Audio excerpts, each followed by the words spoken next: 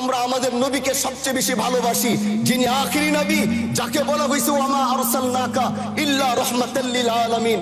আমরা বারবার দেখছি কিছুদিন পর পর কারা যেন কিভাবে এসে আল্লাহ নবীর শানে কটূক্তি করে, নবীকে নিয়ে অশ্লীল ভাষায় গালিগালাজ করে।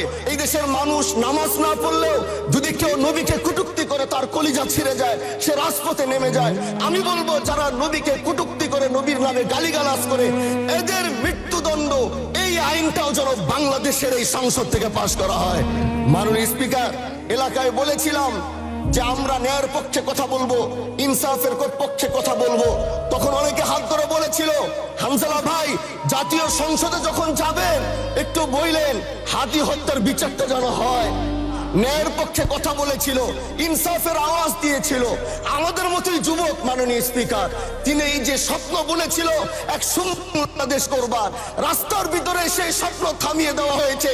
এই বিচার যদি না হয় তাহলে আমাদের মতো আন্দোলনের নিরাপত্তাও রাস্তায় কেউ দিতে পারবে না মাননীয় স্পিকার। এই জন্য আপনার মাধ্যমে আমি বলতে চাই, হাদি হত্যার বিচার যেন সুনিশ্চিত করা হয়।